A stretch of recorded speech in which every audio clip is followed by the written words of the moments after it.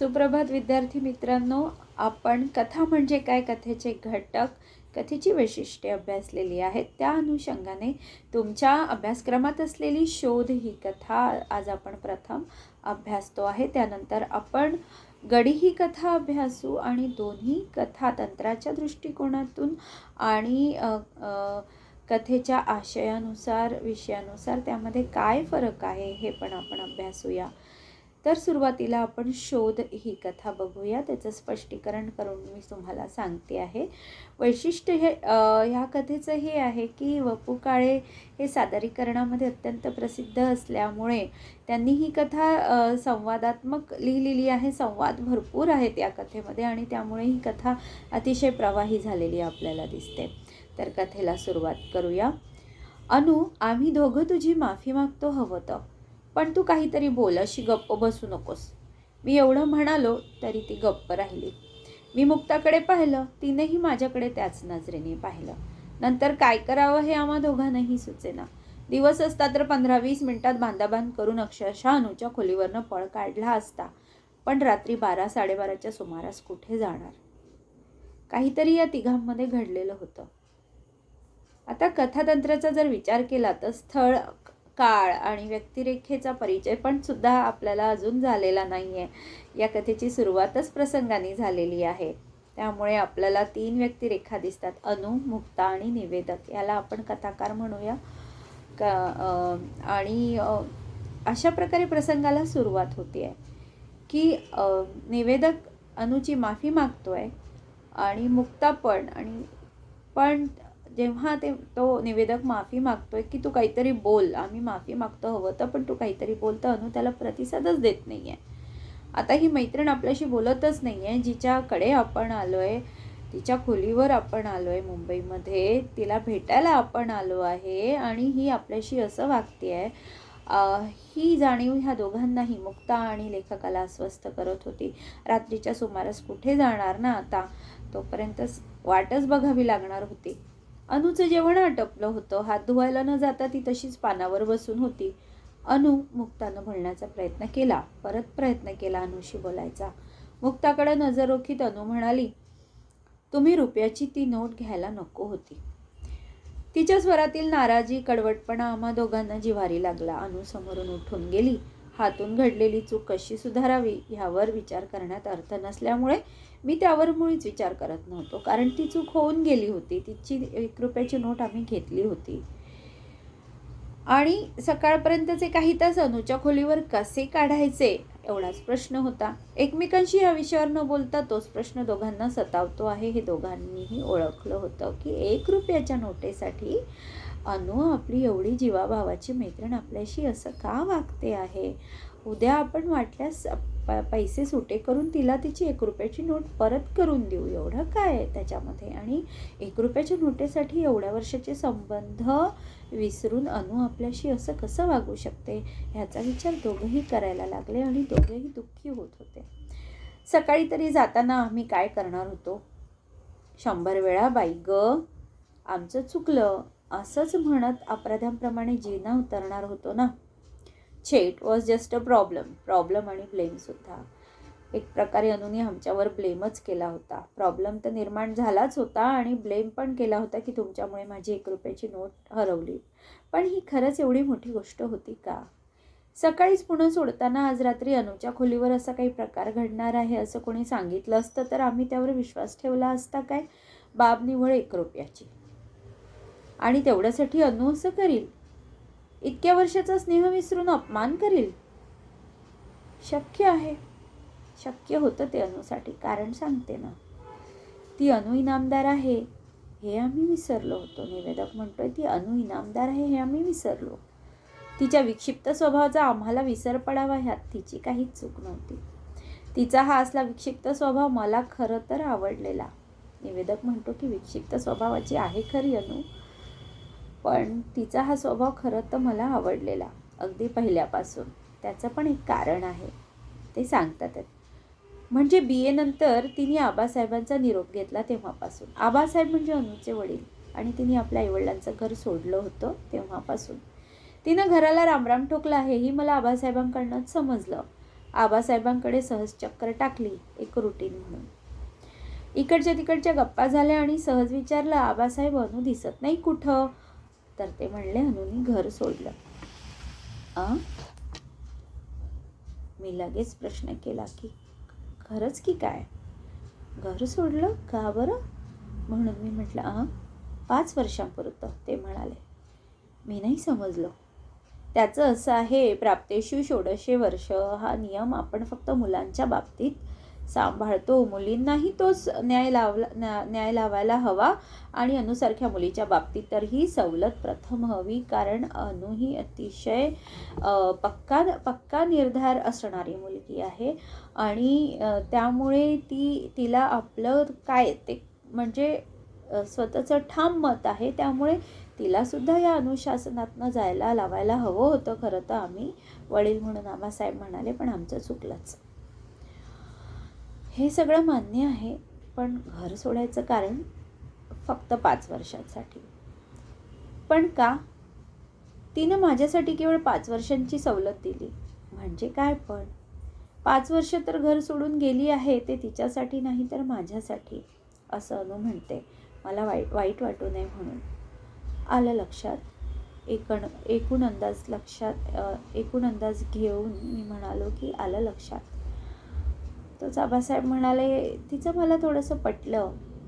थोडंसं म्हणण्यापेक्षा पुष्कळसं. काय पटलं तुम्हाला नेमकं? अनु म्हणाली, मी मुलींच्या जन्माला आले आहे तेव्हा माझं लग्न केल्याशिवाय तुम्ही मला सोडणार नाही आणि मी लग्नच करणार नाही ह्यासारखेपणही मला करायचे नाही. फक्त लग्नापूर्वी 5 वर्ष मला स्वतःची म्हणून जगायची आहेत आबा, असं ती म्हणाली. त्यामुळे प्लीज मला अलाउ करा, प्लीज मला तेवढी परमिशन द्या. म्हणजे कशी? हा प्रश्न मीही तिला विचारला तेव्हा ती म्हणाली, 5 वर्ष माझी स्वतःची म्हणजे प्युअरली माझी स्वतःची असावी. त्या वर्षांशी कोणाचाही संबंध असता कामा नये. मला त्याचं कोणी अकाउंट विचारता कामा नये. तुम्ही सुद्धा. 5 वर्ष मी एकटी जगणार. म्हणजे निश्चित काय करणार? आबासाहेब म्हणाले, अगदी तिच्याच शब्दात सांगतो. ती म्हणाली, कुणाच्या ना कुणाच्या कलानं चालण्याची सवय प्रत्येक व्यक्ती परंपरेने लावून घेते. माणूस स्वतःचं व्यक्तिमत्व स्वतः घडवत नाही. कुणाचा ना कुणाचा तरी त्यावर पगडा असतोच. विचारांवर छाया पडलेली असते. आईबाप एखाद्या व्यक्तीवर प्रेम करतात म्हणून मूल त्या व्यक्तीवर प्रेम करू लागतं. जे आईवडिलांचे शत्रू तेच मुलांचे पण शत्रू होतात. म्हणजे ह्याचाच अर्थ असा की स्वतःचा स्वतंत्र मेंदू जन्माला घेऊन आलेला जीव सुद्धा स्वतःचा स्वतंत्र मेंदू घेऊन आलेला जीव ती म्हणते आहे, तो सुद्धा दुसऱ्याचा ऐकतो. त्याच क्षणी तो स्वतःचं अस्तित्व निसर्गानं जगाकडे पाहण्यासाठी ती दिलेली स्वतंत्र नजर हरवून बसतो. मला 5 वर्ष एवढ्यासाठी एकटं राहायचं आहे. हे महत्त्वाचं आहे हे लक्षात घ्या. ती काय म्हणते की मला 5 वर्ष एवढ्याचसाठी एकटं राहायचं आहे. माझे स्वतःचे विचार आणि तुमच्या विचारांचा पडलेला पगडा ह्यात किती अंतर आहे हे मला पाहायचं आहे. जगाकडे पाहताना मला माझा चष्मा हवा. प्रत्येक वस्तूचं, घटनेचं, व्यक्तीचं मूल्यमापन करायला मला माझी स्वतंत्र नजर तयार करायची आहे आणि तेही संसारात पडण्यापूर्वी म्हणजे लग्न होण्याआधी.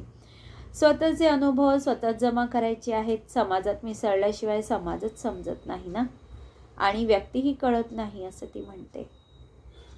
समाज ही विशाल अर्थानं व्यक्तीच असते, प्रश्नच नाही, कारण आपण समाजाचा घटक असतो असं तिला म्हणायचं आहे आणि ते बरोबरही आहे. समाज ही विशाल अर्थानं व्यक्तीच असते आणि व्यक्ती घटक स्वरूपाने समाजच आहे, असं एक महाराजाचं विधान ती नेहमी ऐकवते. पण त्यावरती असं पण म्हणते, आबासाहेब म्हणतात की त्यावरती असं पण म्हणते की हे त्यांचं मत झालं बरं, मला त्यातलं सत्य शोधायचं आहे. म्हणजे ती नक्की काय करणार? निवेदक विचारतो. नोकरी. कसली? आधी नर्सिंग शिकणार, नंतर नर्स होणार. नर्स? हो, पण नर्सच का? हे तिनं 2 दिवसांपूर्वी पाठवलेल्या पत्रात मला लिहिलंय. आहे का पत्र? हो हो, दाखवतो ना. आबासाहेबांनी पत्र दाखवलं. मजकुरातील त्या 2 ओळी विलक्षण होत्या खरंच. जीवनाचं सार त्या 2 वाक्यात होतं. मला ते सुभाषित वाटलं खरं तर. नर्सिंगचा पेशा का निवडला हे सांगताना अनुनं लिहिलं होतं, बाबा, इस्पितळ आणि पेशंट हे विश्व असं आहे की सुख आणि दुःख इथं खऱ्या स्वरूपाने भेटतात. अनुनं मुंबईत KEMमध्ये नोकरी मिळवली. हॉस्पिटलच्या समोरच्या गल्लीत एका 3 मजली इमारतीत तिने खोली मिळवली, सजवली पण.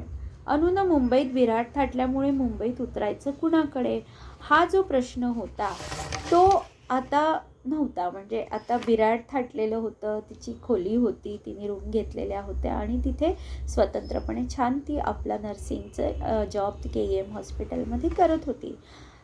तर निवेदक म्हणतो की आमचाही प्रश्न सुटला होता, आम्ही तिला भेटायला जाऊ शकत होतो. आबासाहेबां पण म्हणाले की तिथे व्यवस्थित होती, ती सुरक्षित होती, त्यामुळे आम्ही पण निश्चिंत होतो. आमच्या प्रत्येक खेपेत अनुनं काहीतरी नवा टप्पा गाठल्याचं आम्ही बघत होतो, निवेदक म्हणतोय. ती पोरगी केवळ वयाने वाढत नव्हती, अनुभवानं समृद्ध होत होती, समजुतीनं वाढत होती. तिनं निवडलेल्या व्यवसायात ती हरवून गेली होती पूर्णपणे. ते तिचं विश्व बनलं होतं. तिनं अख्खं KEM जिंकलं होतं. Doctors, surgeons, physicians, dean, matron, तिच्या समव्यवसायी भगिनी आणि पेशंट मंडळीसुद्धा. हे सगळं पाहून मी तिला एकदा म्हणालो होतो, अनु तू डॉक्टरच व्हायला हवं होतंस. तर ती म्हणली, का रे? तुझी बुद्धी, कामावरची निष्ठा, स्टॅमिना हे सगळं पाहिलं की वाटतं नर्सिंगच्या व्यवसायात तू वाया जातेस, असं वाटतं बॉ मला. तुझी कॅलिबर डॉक्टर होण्याची आहे. अनु पटकन म्हणाली, अरे हो, मान्य आहे मला, म्हणूनच मी नर्स झाली. म्हणजे काय गं? असं का केलंस तू? डॉक्टर होणं सोपं आहे असं मला वाटत गेलं. मला जितकी बुद्धी परमेश्वरानं दिली आहे तेवढीच बुद्धी, शिक्षण, परवडण्या इतका पैसा आणि तुफान अभ्यास करण्याची तयारी. इतक्या भांडवलावर कुणीही डॉक्टर होऊ शकेल. मी तर झालीच असती, माझ्याकडे ह्या सगळ्या गोष्टी होत्या आणि मी तर नक्कीच झाले असते, कारण तुफान अभ्यास करण्याची तयारी माझी एक विद्यार्थी म्हणून नेहमीच राहिलेली आहे, असं ती म्हणते आहे. तेच मला हवंय, मग का झाली नाहीस? आता करू शकतेस, यापेक्षा जास्त चांगली सेवा तू व्याधीनं पिडलेल्या माणसांची करू शकली असतीस ना. मुळीच नाही, ती म्हणते. सेवा ह्याच दृष्टिकोनातून मला विचाराल तर म्हणेन डॉक्टरपेक्षा नर्स महत्त्वाची, तिची जबाबदारी अधिक. उत्तम डॉक्टर होण्यापेक्षा उत्तम नर्स होणं कठीण आहे, इतकंच माझं म्हणणं आहे माहिती. डॉक्टरी पेशात ज्ञानाचा भाग मोठा आहे, माझ्या व्यवसायात मनाचा भाग मोठा आहे. डॉक्टरांचा स्टेथोस्कोप फक्त छातीपर्यंत पोचतो रे, नर्सचा हात काळजाच्या आतच जातो. रोग जाणता आला की डॉक्टरचं कार्य संपतं आणि नर्सला पेशंट समजावा लागतो, कारण ती म्हणते आहे की नर्सचा हात काळजाच्या आत जातो. नर्सला पेशंट समजावा लागतो. मला रोगाची माहिती नकोच आहे, रोगाची माहिती नको आहे मला माणसाची माहिती हवी आहे. म्हणूनच मला हा पेशा महत्त्वाचा वाटतो. मी आमच्या डीन साहेबांना नेहमी म्हणते की तुम्ही डॉक्टर मंडळी फक्त रोग्यांचा ताप पाहून मोकळे होता, आम्ही ताप आणि मनस्ताप दोन्हीचं निवारण करायची धडपड करतो. म्हणजे नर्स हा पेशा असा आहे, ती म्हणते की आम्ही ताप आणि मनस्ताप दोन्हीचं निवारण करायची धडपड करतो, डॉक्टर फक्त ताप बरा करतात. अशी ही अफाट अनु रागवली होती. आता आपल्याला अनु कळली, जेव्हा निवेदकांनी वर्णिली तेव्हा, की ही अनु अशी आहे, इतकी परिपक्व विचारांची, ती इतकी मॅच्युअर मुलगी, आणि ही 1 रुपयासाठी आपल्याशी असं का वागते आहे, हा खरंच महत्त्वाचा प्रश्न आपल्याला सुद्धा पडतो. तर अशी ही अफाट अनु रागवली होती. निमित्त काय, तर तिची 1 रुपयाची नोट घेतली आणि ती देखील आम्ही मुद्दाम घेतली नाही बरं. मुंबईच्या आमच्या ह्या मुक्कामात आमचे मित्र भिडे आणि भिडे वहिनी आम्हाला भेटायला आल्या. अनुच्या खोलीवर गप्पा गोष्टीत रात्रीचे 11 कधी वाजले समजलंच नाही. 11 वाजून गेले. मग तिथेच दोघं जायला निघाली. वहिनी सहज म्हणाला, आपण टॅक्सीनं जाऊ बाई. त्या बसचा आणि गाडीचा अगदी उभं घाला, टॅक्सीने जाऊ म्हणजे लोकलचा उभं घाला आता, आणि बसचा पण उभं घाला, कारण खूप गर्दी असते तिकडे. आज आपण आता छान टॅक्सीने जाऊया. त्यात काय मोठंसं, फक्त सुटे पैसे वर आहेत की नाही बघ, तेवढ्यासाठी टॅक्सीवाल्यांनी अडवायला नको की मला सुटे द्या, एवढ्या रात्रीची वेळ, त्याच्याकडे सुटे नसले तर मग प्रश्न पडायचा. मग शोधाशोध झाली, कारण दोघांकडे 10ची नोट निघाली. भिडे 1 मिनिटं थांबा, मी देतो सुटे पैसे, माझ्या जवळचे आणि मुक्ताजवळचे असे सगळे पैसे जमा केले तर 9 रुपये भरले. 1 रुपया कमी पडला, म्हणजे 10 रुपयाला 1 रुपया कमी पडला. अहो चालेल, 1 रुपया कमी, भिडे वहिनी म्हणाल्या. वा वा, असं कसं? 1 मिनिट थांबा, एखादा रुपया कुठंही मिळेल. मी अनुच्या कपाटात पाहते. मुक्तानं अनुचं कपाट उलटं पालटं केलं, पण पैसे सापडले नाहीत. तेव्हा भिडे जायला लागले आणि तोच काहीसा आठवून मुक्ता म्हणाली, 1 मिनिट थांबा, रुपया मिळेल. कुठं आहे? अनुच्या टेबलावर काय आहे? त्या काचेखाली तिने एक नोट ठेवली आहे. That's good. मी आणि भिड्यांनी टेबलावरची ती अखंड काच वर उचलली. मुक्तानं पटकीने हात खाली घालून नोट काढून घेतली. त्या ट्रान्सपरंट काचेखालती एक नोट अनुनी सांभाळून ठेवली होती. ती नोट तिने काढली. भिडे पती पत्नी निघून गेली. अनु कामावरून परतली. तिच्या रिवाजाप्रमाणे तिने आंघोळ केली, कारण दिवसभर नर्सचं काम केल्यानंतर तिला अर्थात फ्रेश होणं आवश्यकच असतं. त्यामुळे तिने आंघोळ केली. मग ती पानावर बसली. आम्ही दिवसभराची हकीकत सांगितल्या आणि मध्येच मुक्तानं काचेखालची नोट भिड्यांना दिल्याचं सांगितलं. झालं. एकाएकी अनुचा नूर बदलला. पूर्ण ती वेगळीच झाली. ऐकल्याबरोबर की ती नोट नाही आहे तिथे, ऐकल्याबरोबर ती वेगळीच झाली. अनु गप्प झाली. आम्हाला चोरट्यासारखं झालं. मी घाईघाईनं म्हणालो, सुटे पैसे आणतो ना मी उद्या, आणि लगेच तुझी नोट पण. काइंडली स्टॉप इट, चिडून ती म्हणाली. अनुनं तुकडाच तोडला. शेवटी मी म्हणालो, अनु आम्ही दोघं माफी मागतो हवं तर, पण तू काहीतरी बोल. त्यावर जरा वेळानं ती म्हणाली, तुम्ही ती नोट घ्यायला नको होती. कितीतरी वेळ हा सगळा इतिहास आठवत मी गॅलरीत उभा होतो. मुक्ता आत होती. अनु काय करत होती हे कळत नव्हतं. तेवढ्यात मुक्ता गॅलरीत आली. मी पाहिलं तर मुक्ताच्या अंगावर बाहेर जायचे कपडे. मी बघितलं, मुक्ताला काही सहन होत नव्हतं. मुक्ताच्या अंगावर बाहेर जायचे कपडे होते. हे काय, बाहेर जायचंय आत्ता? कुठं? ती म्हणाली, भिड्यांकडं जाऊया. भिड्यांकडं कशाला? त्यांच्याकडे ती नोट अजून असेल का ते पाहायचं, असं अनु म्हणाली. इट इज शिअर मॅडनेस, मी पटकेने म्हणालो. अगं ती नोट तर कधीची टॅक्सीवाल्याला दिली असेल ना. आय एक्सेप्ट दिस कमेंट, अनु पुढे येत म्हणाली. नाही, मला असं वाटतं की खरंच ती नोट मिळेल तिथे. अनु पण तयार झाली. अनु, तीच नोट नेमकी टॅक्सीवाल्याला गेली असेल, कारण सुट्या पैशांचाच प्रश्न होता. शक्य आहे नेमकी तीच नोट टॅक्सीवाल्याकडे गेली. हे मला भिड्यांकडे कळू दे, मग मी थांबेन. अनुला तेच वाटत होतं. निवेदक म्हणाला पण की अगं 1 रुपया कमी होता आणि ती नोट आम्ही त्याला दिली, म्हणजे भिड्यांना दिली. भिड्यांनी ती जर टॅक्सीवाल्याला दिली असेल तर ती कशी मिळेल? भिडे तर आता घरी पोचले असतील आणि टॅक्सीवाला निघून गेला असेल तर आपण आता त्याला कुठे शोधणार? पण अनु म्हणाली, नाही, मला हे कन्फर्म करायचं आहे की ती खरंच ती नोट त्या टॅक्सीवाल्याकडे गेली आहे का? नसेल गेली एखाद वेळेस तर ती आपल्याला परत मिळू शकते ना. अनु, माझं ऐकशील? गळ घालू नका, मी ऐकणार नाही. अनु म्हणाली, नाही, गळ घालू नका, मी काही ऐकणार नाही. आपण जाऊच या तिथे, आपण बघूया ती मिळते का नोट. गळ घालू नका, मी ऐकणार नाही. माझा स्वभाव तुम्हाला माहिती आहे. ज्या टप्प्यांपर्यंत माणूस प्रयत्न करू शकतो त्याच्या अलीकडे थांबणारी मी बाई नव्हे.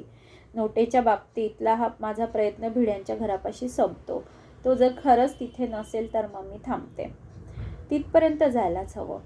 या वेळात आम्हाला भाग घेण्या वाचून गत्यंतर नव्हता. आम्हाला पण तो वेडेपणाच वाटला. रात्रीचे 12:30, 1, 1:30 किती वाजले असतील, आणि तेवढ्या रात्री कुणाकडे जायचं म्हणजे हा मूर्खपणा होता. पण आता करणार काय? आम्हीच गुन्हेगार होतो ना. आम्ही टॅक्सी पकडली. टॅक्सीत बसल्यावर मी म्हणालो, अनु, त्या नोटेसाठी तू एवढं का करत आहेस? त्यामागं तशाच भावना आहेत, ती म्हणाली. खाजगी नसेल फार तर सांगतेस? तर ती म्हणाली की नोट मिळाली तर सांगेन मी. नोट मिळाली तर सांगेन. मुक्तानं नुसताच हुंकार दिला. अनुनं त्यातला अर्थ जाणला. ती म्हणाली, नोट मिळेल असं वाटतं मला. मिळो बापडे. लेमिंग्टन रोड पोलीस स्टेशन दिसताच मी टॅक्सी थांबवली. पोलीस स्टेशन शेजारच्याच इमारतीत 4थ्या मजल्यावर जायचं होतं. आम्ही भिड्यांच्या दरवाजापाशी आलो तर आत दिवा जळत असल्याचं व्हेंटिलेटरमधून दिसलं. कडी वाजवताना संकोच त्यामुळे कमी वाटला, कारण थोडा दिवा होता. त्यामुळे असं वाटलं की झोपले नसावेत, म्हणजे आम्ही त्यांना डिस्टर्ब करत नाही आहे. नाहीतर ही बाब खरंच रात्रीचे 2 वाजता आपण कोणाच्याही दारावर आपण ठकठक करत नाही किंवा बेल वाजवत नाही. दार उघडतच, तुम्ही? हा जो भिड्यांनी प्रश्न केला तो अर्थात अपेक्षितच होता.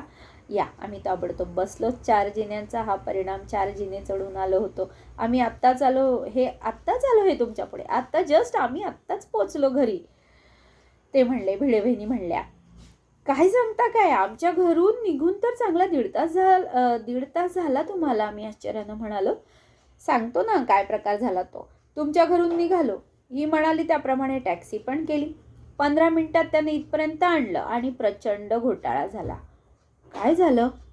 इथल्याच चौकात एक म्हातारा आमच्या टॅक्सी खाली आला. मग काय, खरं तर आम्ही लगेच त्यातून सुटलो असतो. ठरवलं असतं तर लगेच सुटलो असतो त्या लोच्यातून आम्ही. पण आमचा चांगुलपणा आम्हाला जरा नडला. का? टॅक्सीवाल्याची 1% देखील चूक नव्हती. तो व्यवस्थित टॅक्सी चालवत होता. तेव्हा टॅक्सीवाल्याला वाचवायचं म्हणून त्याच्या बाजूनं जबानी द्यायला आम्ही पोलीस स्टेशनवरती गेलो. आणि तो म्हातारा, मुक्तानं विचारलं, त्याला नायरमध्ये ॲडमिट करून आलो ना. नायर हॉस्पिटलमध्ये आम्ही ॲडमिट करून आलो आहे त्याला. कितपत लागलं पण? अनुमधली नर्स जागी झाली. नो होप्स, भिड्यांनी सांगितलं. बरं मग काय? हॉस्पिटलमधून पोलीस स्टेशन, जबान्या, स्टेटमेंट, हे सगळं. पोलीस स्टेशन आपलं शेजारीचं आहे म्हणून बरं आहे. भिडे या असल्या गोष्टी केवळ तुम्हीच करू जाणे बाबा, असं म्हटलं. नाही, तसं नाही. माझं ऐका. पोलीस लचांड मलाही झेपणार नाही. पण मला कीव आली ती त्या टॅक्सी ड्रायव्हरची, कारण तो फार असा इमानदार असा मला